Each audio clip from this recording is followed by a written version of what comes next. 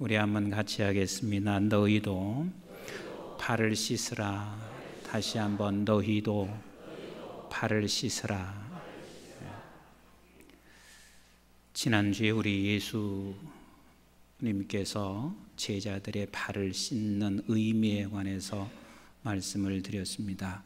단순하게 발을 씻는 것이 예수님께서 겸손하게 행동한 것을 보여주는 것도 아니고 또 그냥 사랑을 보여주는 퍼포먼스 같이 예수님이 발을 씻은 것이 아니라 거기에는 더 깊은 의미가 있었다. 그래서 예수님께서 발을 씻는 자는 누구였냐면 아무나 씻는 것이 아니라 주님과 나와 상관이 있는, 다시 말하면 목욕을 한 사람, 깨끗한 사람, 이 사람에게 발을 씻으시는데, 목욕한 사람과 깨끗한 사람은 구원받은 백성에게 주님은 발을 씻는다라고 말씀했습니다. 즉 발을 씻는다는 그 의미는 구원받은 백성이 날마다 거룩해지고 날마다 성화로워지고 자라가는 것을 의미해서 주님이 발을 씻으신다. 그래서 저와 여러분들은 구원은 받아서 이미 하나님께서 우리를 의롭게 여기셨지만 이 땅에 보내진 저와 여러분들은 매일 지금도 주님께서 우리의 발을 씻고 계신 주님이세요. 그래서 우리는 때로는 직분이라는 대야를 갖다 놓고 아픔과 고난과 행복 여러 가지의 그 대야를 갖다 놓으시고 매일 매 순간 우리 주님은 우리의 발을 씻어가고 계십니다. 그래서 저희와 여러분들은 늘 잘하고 있어요. 제가 우리 교회에 이렇게 10년 전과 지금의 모습을 보면 여러분들이 느끼실지 모르겠어요.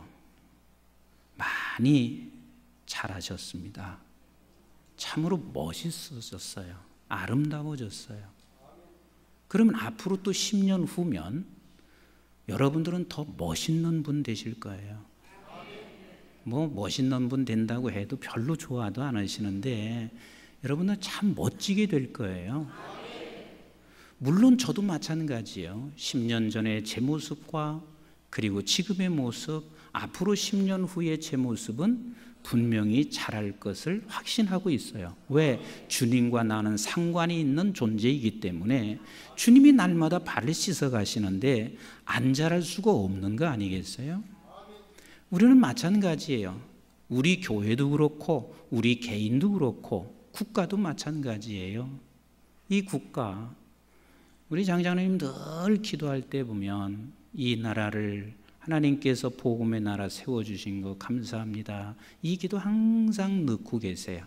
사실 이 나라는 복음의 나라가 됐어요. 그러면 하나님께서 이 나라도 반드시 자라가게 해주세요. 여러분들이 영국을 가거나 특히 스웨덴 같은 데 가보면은요, 그 나라에서 살고 싶어요. 왜? 사람이 우선 신사예요. 참 멋진 신사예요. 근데 사람들은 여행하면서 보통 그렇게 생각해요. 야, 이 나라는 도대체 이 국민성들이 왜 이렇게 멋있냐? 아니, 스웨덴 나라 이렇게 사람들이 어떻게 이렇게 멋있냐? 그렇지만 사실 우리는요, 옛날에 동방예의지국이라는 말을 들었지만 그들은 서방예의지국이라는 말은 한 번도 들어본 적이 없어요. 그 사람들의 과거의 행적은 해적이에요. 사람들 그저 죽이고 뺏고 이게 저 사람들이었습니다. 근데 그 나라에 뭐가 들어가니까 복음이 주님과 상관 있는 나라가 되고 나니까 몇백 년이 지나면서 사람이 바뀌어지고 나라가 바뀌어지고 그렇게 자라가게 되어 있는 거란 말이에요. 우리나라도 너무 그냥 빨리빨리 생각하지 마시자고요. 지금까지 자라온 것에 대해서 우선 감사 좀 하시자고요. 그래가지고 우리나라 뭐 빨리빨리 뭐가 안 되니까 이놈의 나라 못 살겠다, 이놈의 나라는 왜 이러냐, 이렇게만 생각한단 말이에요. 이번도 분당에서 사실 16명이 환풍기 거기에 올라가서 추락해서 결국은 거기서 죽게 됐습니다. 참 안타까운 사건 아니겠어요? 거기 사연 들어보니까 또는 부부가 죽었는데 아이 셋을 남겨놓고 6살, 4살, 2살 남겨놓고 부부가 죽었더라고요. 그게 얼마나 안타까운 사연이에요. 그런 걸 보면서 우리는 또 이렇게 말해요. 어떻게 그런 것들 보면서도 이념적으로 갈라지는지 몰라요. 한편에서는 이놈의 정부가 무엇하는 거냐 이렇게 말하고, 또 한편에서는 이렇게 말해. 왜 올라갔냐? 거기는 왜 올라가서 죽었냐? 근데 사실은 그런 거를 바라볼 때마다 이 나라는 언제 좀 선진화될까 이렇게 생각하지만, 사실요, 이 짧은 시간 동안 이만큼 자란 것도 하나님의 은혜일 뿐이 아니라 또 앞으로 하나님께서는 계속해서 우리나라를 자라가게 하실 거예요. 왜? 하나님께서 이 나라에 복음의 씨를 뿌린 나라이기 때문에 그렇습니다. 아멘이신가요? 그래서 저는 보면서 그래요. 물론 선진국에서는 그렇잖아요. 환풍기 올라가면 반드시 안전 기준이 적혀져 있습니다. 거기에 보면 여기 환풍기에 몇 킬로 이상은 밟으면 안 된다, 절대 금지, 이런 게 써 있어요. 거기는 안 써 있단 말이에요. 또 선진국에 보면은 써 있거나 안 써 있거나 왜 환풍기를 또 올라가요? 암만 사람들이 많아도 거기 또 올라가지 않아요. 이런 것을 보면 아직은 우리가 미숙한 것은 틀림없으나, 그렇다고 미숙하다고 해서 이 나라 아주 못쓸 나라라고 그리 생각하시는 사람은, 세상 사람은 그리 생각할 수 있지만, 우리 하나님과 상관이 있는 저와 여러분들은 이 민족의 복음의 씨가 있으니 반드시 자라갈 것이며 반드시 세계를 섬길 만큼 하나님께서 성숙으로 이끌어 가실 것을 우리는 확신하시기를 바랍니다. 이렇게 주님께서는 우리를 자라가기 위하여 어제나 오늘이나 내일 변함없이 계속해서 우리의 발을 씻으시는 주님이세요. 시간마다 분초마다 우리의 발을 씻으시는 주님이신데, 오늘 본문에서 우리 주님이 이렇게 말씀하시고 계십니다. 12절을 같이 한번 읽어볼까요? 시작. 그들의 발을 씻으신 후에 옷을 입으시고 다시 앉아 그들에게 이르시되 내가 너희에게 행한 것을 너희가 아느냐? 내가 행한 것을 너희가 아느냐? 그러면 주님께서 발을 씻으신 의미에 대해서 여러분 아셨어요? 몰랐어요?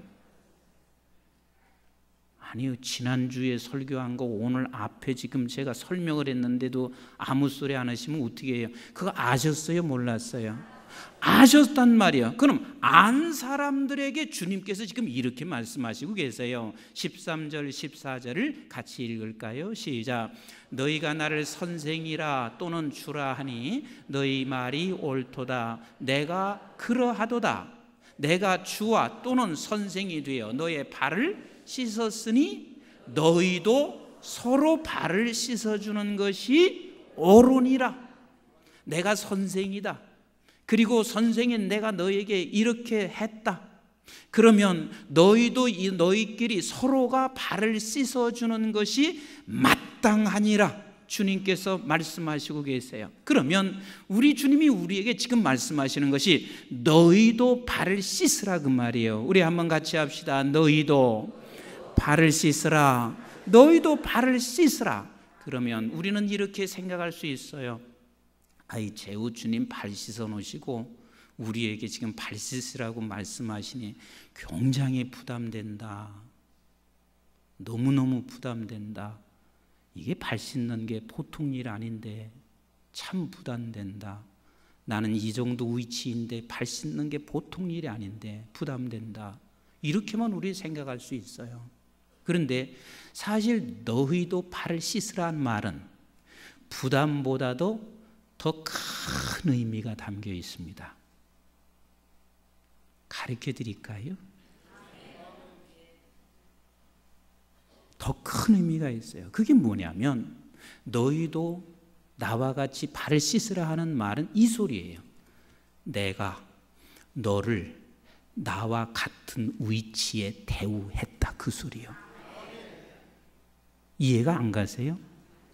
너를 내가 나와 같은 위치에 너를 올려놓았다, 대우했다. 이 말은 너를 우리 주님의 그 위치에 너를 세워놨다는 말 아니겠어요? 그러니 우리 주님께서 네가 나와 같이 발을 씻으라 하는 말은 우리에게 보면 어마어마한 축복이란 말이에요. 우리가 부담되는 말보다는 우리 주님께서 너를 나와 같은 위치로 세워놓았다. 즉 너는 내가 하나님의 아들인 것처럼 너도 하나님의 아들이라는 위치로 세워놨고, 내가 이 세상을 구원시키는 것처럼 너도 이 세상을 구원시켜 나가는 나의 동역자의 반열로 너를 세워놨고, 내가 영원한 생명을 가지고 영원히 살아가는 그 위치에 있는 것처럼 너도 영원한 생명을 가지고 살아가는 영원한 생명의 사람으로 저와 여러분들을 세워놓았다. 이걸 주님이 지금 말씀하세요. 어제 저희 교회에서 11분의 목사님이 목사 임직을 받았습니다. 그 중에서 우리 교회에 섬기던 3분의 강도사님이 목사 임직을 받게 됐어요. 그런데 제가 3분을 면접을 하면서 저는 아직도 그런가 봐요. 3사람 조금 더 있다 받았으면 좋겠다, 그 생각을 해서 면접을 하는데 무엇을 더 말을 했냐면, 목사가 되면 당신이 책임져야 할 게 너무 많아. 목사가 되면 강도사 때하고는 전혀 달라. 그 이야기를 제가 여러 가지 설명을 해서 이야기를 했습니다. 근데 3사람 동일하게, 목사님, 내가 너무 짐이 되고 책임이 돼서 내년에 받을게요. 한 사람이 있었을까요? 없었을까요? 내가 볼 때 임 목사님 입에서 그 이야기가 나올까 벌써 두려워하는 것 같았어요. 한 사람도 없었습니다. 받고 싶어 했습니다. 왜 그래요? 목사라는 위치에 세워놓는다는 것이 그에게는 책임만큼, 내가 이걸 책임을 진다 해도 목사라는 위치에 세워준다는 것 자체를 그들이 기뻐하고 있고, 내가 거기에 세워서 이 책임을 감당하면서라도 나는 그 직을 갖고 싶어하는 마음이 그들에게 있는 거예요. 자, 우리 한국중앙교회 이 담임 목사직을 부러워하는 사람이 있을까요? 없을까요? 많거든요. 굉장히 많아요. 만약에 제가 사임하면 우리 한국중앙교회 담임 목사 하겠다고 그냥 여기저기 신청하는 사람들이 아마 수백 명은 될 거예요. 근데 사실 여러분 담임 목사가 돼 보세요. 제가 일주일에 서너 번씩은 수면제를 먹고 자요. 우리 장재남 장로님이 절대 그렇게 하지 말라고 집사람한테 아주 신신 부탁을 했습니다. 그래서 안 먹으려고 했어요. 사실은요, 신경 쓸 게 한두 가지가 아니에요.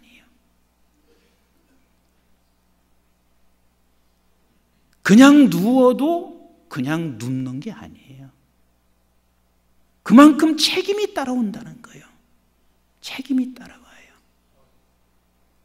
토요일 날은 수면제를 한 번도 안 먹은 적이 거의 없어요. 왠 줄 아세요? 주일 날은 책임이 따라오는 거예요.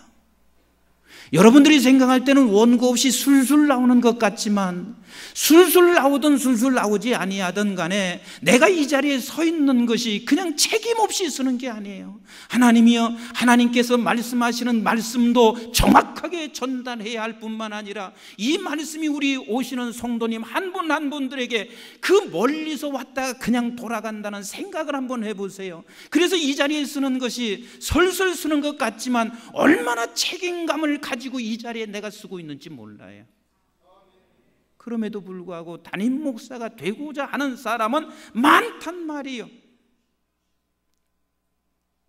우리가 사실 이 담임 목사가 뭐가 그렇게 대단하길래 이 담임 목사 쓰려고 하는 자리는 그렇게 많고, 목사가 뭐가 그렇게 대단하기에. 그런데 우리 주님께서는요, 주님의 반열로 우리를 세워놓으시겠다는 거예요. 이게 얼마나 대단한 위치냔 말이에요.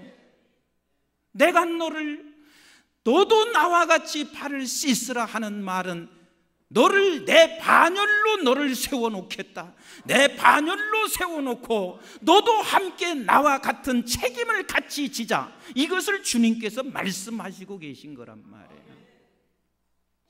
그러면 우리는 주님의 반열로 우리를 세워놓고 주님께서 발을 씻는데 어떤 모습으로 발을 씻어 가시는 줄 아세요? 우리 한번 16절을 같이 읽어보도록 하겠습니다. 본문 16절 시작. 내가 진실로 진실로 너에게 이르노니 종이 주인보다 크지 못하고 보냄을 받은 자가 보낸 자보다 크지 못하느니라 그랬습니다. 여기서 보세요. 주님께서는 종으로 지금 이 땅에 오셔서 발을 씻으셨죠. 그리고 주님께서 나를 하나님이 보냈다고 말씀하시고 있죠. 또 우리도 보내진 자라고 말하고 있죠. 그럼 우리도 보내진 자면 우리도 누구처럼 지금 대우를 지금 받고 있는 거예요? 예수님처럼. 우리 한번 따라서 합시다. 시시하게 살지 말자. 여러분 제발 시시하게 살지 마세요. 우리는 지금 예수님과 같은 대우자로 우리를 이 땅에 보낸 사람이에요. 직장에 가서 시시하게 살지 마시고요. 적어도 우리가 가진 것 없고 세상에서 내세울 만한 것 없지만 나는 예수님과 같은 대우를 받고 있는 사람이란 말이에요. 근데 그 대우를 받는 예수님은 종으로서 책임을 지고 있습니다. 그러면 이 종이 어떤 모습으로 종이 됐냐면, 한번 이 주님이 하신 것은요 그냥 하신 게 아니에요. 이미 구약에서 약속하시고 말씀하신 것을 그대로 이루시고 있어요. 우리 한번 출애굽기 21장을 한번 보실까요? 21장 1절 시작. 내가 백성 앞에 세울 법규는 이러하니 그랬습니다. 이스라엘 모든 백성들에게 하나님이 법규를 주셨어요. 그런데 이 법을 주셨어요. 이 법이 뭐냐면 2절을 같이 읽어볼까요? 시작. 내가 히브리 종을 사면 그는 6해 동안 섬길 것이요 7째 해는 몸값을 물지 않고 나가 자유인이 될 것이나 그랬어요. 법이 무슨 법이냐면, 우리는 상전이 있습니다. 주인이면 히브리 종을 샀어요. 그럼 히브리 종을 사면 몇 년 동안 부려먹어요? 6년 동안 종이 열심히 일을 하고 제7년이 됐을 때는 어떻게 하라는 거예요? 자유인으로 나가래요. 이것이 이스라엘에게 정해준 법이에요. 자, 그래서 이제 자유인으로 나가는데 어떻게 자유인이 어떻게 나가는지에 대해서 그 다음에 설명하고 있어요. 3절 같이 읽어볼까요? 시작. 만일 그가 단신으로 왔으면 단신으로 나갈 것이요 장가 들었으면 그의 아내도 그와 함께 나가려니와 그랬어요. 단신이 뭐죠? 혼자 들어왔으면 네가 7년 때 자유인이 될 때 혼자 나가라. 그런데 6년 동안 일하는 가운데 장가를 들었어요. 그럼 장가 들었으면 누구와 같이 나가라? 네 아내와 같이 나가서 자유인이 되라 그랬어요. 그런데 이런 상황이 있습니다. 그 다음 구절을 보세요. 4절 시작.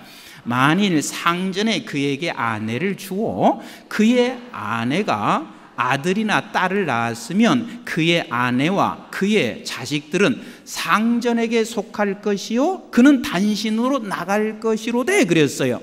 그러니까 이런 결혼이 있어요. 상전이 자기 딸을 줄 수도 있고 상전이 자기 인척을 줄 수가 있어요. 그래서 거기서 결혼을 했어요. 그 결혼을 했는데 뭐가 생겼냐면 자식이 생겼어요. 그러면 이 종은 뭐가 생긴 거예요? 처자식이 생겼어요. 그럼 처자식이 생겼는데 나갈 때는 어떻게 나가래요? 단신으로 나가래. 그럼 누구를 놓고 나가라는 거예요? 처자식을 놓고 나가라는 거예요. 그런데 처자식을 놓고 나가기가 쉬워요? 쉽지 않아요? 벌써 아내에게는 사랑을 내가 벌써 사랑이 싹 돋고 자식은 말할 것 없이 사랑스럽고, 그래서 정말 나갈 수가 없어. 아무리 세상에 자유를 준다 할지라도 나는 이 처자식을 놓고 나갈 길이 없어요. 그러면 네가 선택할 수 있는 방법이 하나 있어요. 그 다음 구절 읽어보실까요? 시작. 만일 종이 분명히 말하기를 내가 상전과 내 처자를 사랑하니 나가서 자유인이 되지 않겠노라 하면 상전이 그를 데리고 재판장에게로 갈 것이요 또 그를 문이나 문설주 앞으로 데려가서 그것에다가 송곳으로 그의 귀를 뚫을 것이라. 그는 종신토록 그 상전을 섬기리라 그랬어요. 그러니까 도저히 내가 자유가 좋기는 좋지만 그러나 처자식 생각하니 못 나가겠어요. 그러면 못 나가면 상전에게 가서 이야기해라. 그러면 상전은 재판장에게 갑니다. 그럼 재판장은 이를 끌고 어디로 가요? 문설주로 문고리 있는 곳으로 데리고 와서 무엇을 뚫었어요? 귀를 뚫었어요. 왜 귀를 뚫었어요? 이 귀에다가 문설주에다가 매기 위해서 귀를 뜯는단 말이에요. 그래서 나는 이제는 평생 종으로 살겠습니다. 아무리 자유가 좋아도 나는 내 처자식을 사랑하기 때문에 내 처자식이 있는 곳이 좋아서 내가 평생 종으로 살겠습니다. 이걸 지금 설명하는 거예요. 이렇게 사신 분이 누구세요? 예수님이시란 말이에요. 우리 예수님께서 이 땅에 내려오셔서 그분은 본래 하나님의 본체세요. 그러나 동등됨을 여기지 아니하시고 그리고 종으로 내려오셔서 우리 주님께서 어떻게 하셨냐면 십자가에 죽으신 흔적, 이것은 문설주의 길을 뚫은 흔적과 똑같은 흔적을 가지고 계신 것은 뭐냐면 나는 평생을 내가 낳은 하나님의 귀한 자식들과 함께 평생을 살겠나이다 하고 주님께서 그것을 약속하신 것이란 말이에요. 다시 말하면 하늘의 보좌를 주님께서는 포기하셨단 말이에요. 우리 하나님께서는 하나님의 동등됨을 내려놓으시고 자유를 내려놓으시고 일평생 십자가의 흔적을 우리에게 주시면서 우리를 사랑하셨단 말이에요. 이게 주님께서 우리를 발을 씻는 의미고 또 너도 이와 같이 하라는 말은 너도 네가 자유를 포기하라는 말이에요. 자, 그러면 한번 보세요. 오늘 여러분들이 이곳에 오셨어요. 뭘 포기했지요? 물론 우리 성도님들은 잘 이해 못하실 거예요. 왜냐하면 내가 자유를 포기했는지조차도 모를 만큼 은혜가 넘쳐서 그래요. 근데 자유를 포기하셨어요. 무슨 자유를 포기했냐면 주일날 쉬는 자유를 포기한 거예요. 이 좋은 가을에 산에 가면 얼마나 단풍도 좋아요. 얼마나 공기 좋아요. 모처럼 하루 쉬는 이 날, 아침 일찍 등산복 입고 저 산에 가면 얼마나 좋아요. 이 자유가 우리에게 있어요, 없어요? 있단 말이에요. 얼마든지 이것을 자유를 누릴 수 있어요. 근데 여러분들은 뭘 포기한 거예요? 그 산에 가서 좋은 공기 마시고 일주일에 한 번 쉬는 그 자유를 여러분들이 포기하고 이곳에 지금 앉아 계신 거란 말이에요. 이게 지금 자유를 포기한 거예요. 다시 말하면 이것이 여러분들이 지금 발을 씻고 있는 거란 말이에요. 내가 내 발을 주님이 씻어주시기도 하시지만 여러분들은 자유를 포기하고 이곳에 와서 앉아 있음으로 말미암아 다른 사람의 발을 지금 씻고 계신 거예요. 그렇잖아요. 저도 가끔 그래요. 이렇게 예배드리고 있다가 보여야 할 분이 안 보이세요. 그러면 보여야 할 분이 안 보이시면 막 그 예배 자체가 내가 절망으로 갈 때가 있어요. 보여야 할 분이 안 보이니까. 그것은 뭐냐면 보여야 할 분이 계시면 내가 너무 힘이 생겨요. 그러니까 예배 자리에 여러분들이 오셨다는 것이 자유를 포기하고 오신 그 자체가 다른 사람에게 무엇을 주냐면 힘을 주는 거예요. 그게 다른 사람이 지금 발을 씻는 거 아니겠어요? 그리고 이 세상에 살면서 한번 생각해 보세요. 돈 싫은 사람이 있으면 아멘 해보세요. 모두가 다 돈이 필요해요. 사실 돈 없이 어려워요, 살기가. 근데 이 돈 없이 살기가 참 어려운 세상인데, 여러분들 하나님 앞에 여기 와서 예배 드리면서 감사헌금 내지요? 주정헌금 내지요? 또 감사헌금과 주정헌금은 좀 그렇다고 해도 진짜 조금 뭉텅이로 낼 때가 있어요. 그게 뭐예요? 근데 몇 사람밖에 얘기 안 하시네? 그게 뭐예요? 11조예요. 아니, 이거 11조를 내려고 하면은 쓸 게 얼마나 많아요? 여기 여행도 가고 싶고 저것도 사고 싶고 이것도 하고 싶고 얼마나 지금 내가 하고 싶은 일이 많단 말이에요. 그런데 그걸 뭐 하는 거예요? 자유를 포기하는 거예요. 자유를 포기하는 거예요. 그러면서 내가 하나님 앞에 감사의문을 드려서 이것이 하나님의 나라를 확장하는 일에 쓰임받고 있다면 내가 지금 뭐 하는 거예요? 발을 씻고 있는 것이라 그 말입니다. 우리 주님께서는 지금 나에게 내가 자유를 포기하는 순간 우리 주님은 내 발을 씻어주시고, 그리고 우리는 또한 그 자유를 포기하면 때 우리는 다른 사람의 발을 씻고 있는 것이라 그 말입니다. 한번 생각해 보세요. 뭐 그렇게 장로가 그렇게 하고 싶겠어요? 나는 우리 장로님들 보면은 진짜예요. 불쌍할 때가 많아요. 월급을 받나요? 수고했다고 해서 수고비를 준 적이 있나요? 또 수고하고 나서 결국은 뭐 하는 줄 아세요? 말 들은 건 다 말 들어요. 그러면서도 내가 이 사역을 감당하고 있는 것은 내가 좀 수고스럽고 내가 지금 말을 듣고 내가 지금 이 모든 시간들을 다 포기한다는 것은 내가 주어진 자유를 포기하면서 책임을 지고 있는 거란 말이에요. 아멘이신가요? 그러니까 우리는 사역을 포기하고 싶을 때가 왜 없겠어요? 권사님들 사역을 포기하고 싶을 때 왜 없겠어요? 그럼에도 불구하고 나는 그 자유를 포기하고 사역을 감당하는 거란 말이에요. 우리가 기도할 때도 우리는 지금 내가 홀로 집에서 연속급 볼 자유를 포기하는 거 아니겠어요? 집에서 그냥 누워서 편하게 있을 자유를 포기하는 거 아니겠어요? 그러면서 내가 기도의 자리로 나온단 말이에요. 결국은 그렇게 함으로 말미암아 우리가 다른 사람의 발을 씻어주시고 있다 그 말입니다. 아멘이신가요? 그런데 우리는 이 자유를 포기하는 것을 사실 다 잃어버리고 사는 이유가 뭔 줄 아세요? 우리가 이 자유를 또 쉽게 포기할 수 있는 그 이유는 뭐냐면, 우리 주님이 하나님이 나를 주님과 같이 대우하고 있다는 사실을 깨달아가면 깨달아가는 것만큼 내가 자유를 포기하는 게 어렵겠어요? 쉽겠어요? 어렵지 않고 쉽게 포기할 수밖에 없습니다. 왜? 우리 주님께서 나를 이만큼 대우해 주신 것에 대한 이 감격, 이 대우해 주신 것에 대한 깨달음, 이 대우해 주신 것을 내가 알면 아는 것만큼 우리는 자유를 포기할 수 있습니다. 그러면 자유를 포기하고 거기서 끝나는 것이냐? 아니에요.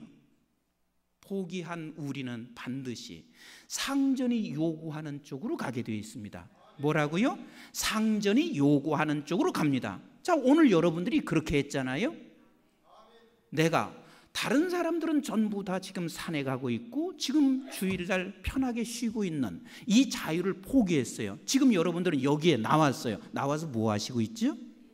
뭐 하고 있죠? 예배 드리고 있어요. 왜?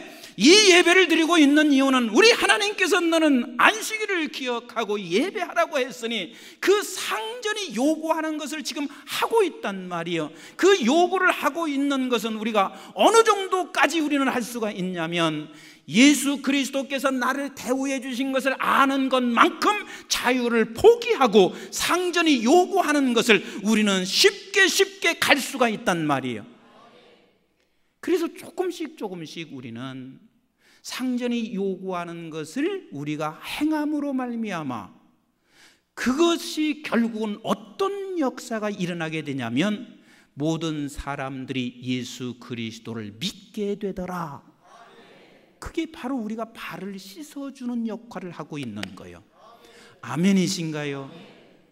그래서 우리 모든 백성들에게는 하나님께서 이것을 요구하시고 있습니다. 얘야, 나는 너를 거룩한 자리, 거룩한 네 반열에 세웠으니 너는 무엇을 벗으라고 하시냐면 출애굽기 3장 5절을 같이 한번 읽어보실까요?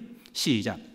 하나님이 이르시되 이리로 가까이 오지 말라. 내가 선 곳은 거룩한 땅이니 내 발에서 신을 벗으라 그랬습니다. 그러면 거룩한 땅이니 신을 벗으라 하는 말이 다른 말이 아니에요. 너를 거룩한 땅으로 너를 불렀다는 이야기는 모세가 어떤 사람이 됐다는 거예요? 거룩한 반열에 너를 세웠다. 그러니까 거룩한 땅에 오는 거죠.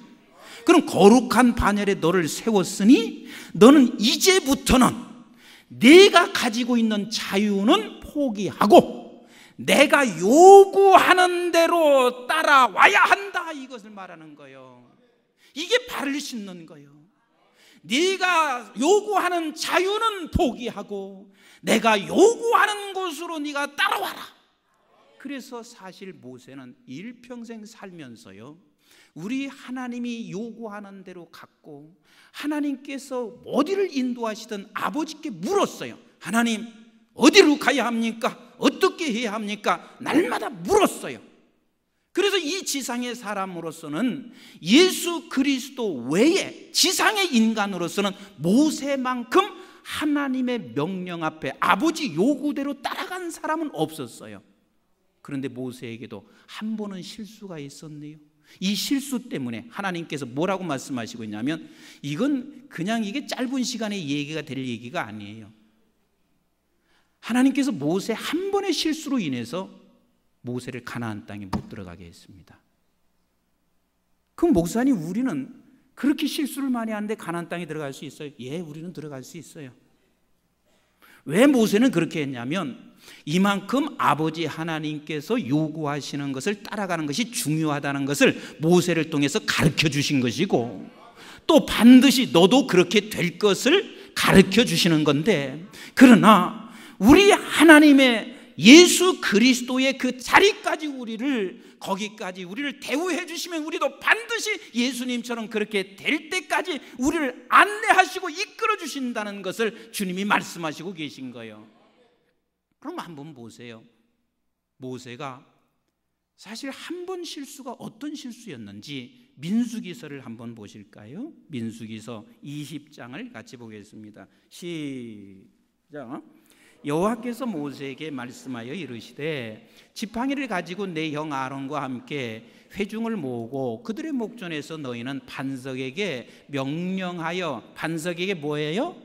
명령하여 물을 내라 하라. 계속 읽습니다. 네가 그 반석이 물을 내게 하여 회중과 그들의 짐승에게 마시게 할지니라. 모세가 그 명령대로 여호와 앞에서 지팡이를 잡으니라. 모세와 아론이 회중을 그 반석 앞에 모으고 모세가 그들에게 이르되 반역한 너희여 들으라. 우리가 너희를 위하여 이 반석에서 물을 내랴 하고 모세가 그의 손을 들어 그의 지팡이로 반석을 뭐 했어요?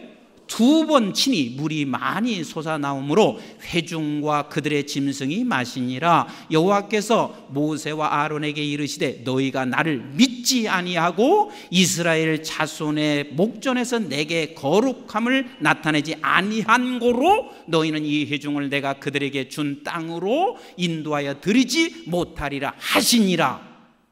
그런데 왜 지금 모세가 이렇게 했을까요? 이게 2번째 반석에서 물을 내는 거거든요. 근데 첫 번째 이스라엘 백성들이 물이 없어서 원망하고 있을 때 첫 번째 반석에서 물을 낼 때는 이렇게 냈거든요. 출애굽기 17장 4절부터 같이 읽어볼까요? 시작. 모세가 여호와께 부르짖어 이르되 내가 이 백성에게 어떻게 하리이까? 그들이 조금 있으면 내게 돌을 던지겠나이다. 여호와께서 모세에게 이르시되 백성 앞을 지나서 이스라엘 장로들을 데리고 나일강을 치던 내 지팡이를 손에 잡고 가라. 내가 호렙산에 있는 그 반석 위 거기서 내 앞에 서리니 너는 그 반석을 치라. 그것이 물이 나오리니 백성이 마시리라. 모세가 이스라엘 장로들의 목전에서 그대로 행하니라 그랬어요. 그러니까 첫 번째는 어떻게 했던 거예요? 반석에 지팡이로 쳐라. 그래서 물이 나왔어요. 그러니까 모세가 하나님께서 또 물을 낸다고 했을 때 명령하라고 했는데 모세는 지난날 경험을 생각한 거예요. 뭘 생각했어요? 지난날 경험을 생각하고 하나님이 말씀하신 명령이 아니라 그 지팡이로 거기를 2번 쳐서 물을 냈습니다. 이거 외에는 모세가 하나님이 명령하신 것을 그대로 순종하면서 따라왔어요. 그런데 이 명령 하나를 지키지 못함으로 말미암아 모세가 어디를 못 갔냐면 가나안 땅을 못 들어가게 한다라고 하는 하나님의 말씀이 있었습니다. 그래서 모세가 천국에 못 갔다는 이야기가 아니라 이것은 무엇을 가르쳐 주냐면 결국은 우리 모두는 완벽하게 주님처럼 순종하게 될 때 우리는 하나님의 나라에 세운다시는 거예요. 결국은 우리 하나님께서 우리를 그곳으로 끌고 가시는 하나님이시라는 거예요. 아멘이신가요? 그래서 우리는 지금 못하도 죽기 1분 전이라도 1초 전이라도 우리는 그 아버지 앞에서 주님이 내 발을 씻으시고 나도 다른 사람의 발을 씻게 되어 있습니다. 다른 사람의 발은 뭐냐면 완벽하게 자유를 다 포기합니다. 지금은 우리가 조금씩 포기해요. 조금씩 포기하고 그리고 조금씩 주인의 요구를 듣고 갑니다. 그러나 우리 주님께서는 우리를 끌어가시는 게 완벽하게 자유를 포기하시고 완벽하게 주인의 요구를 우리가 반드시 듣고 순종하여 그게 바로 믿음의 사람이라.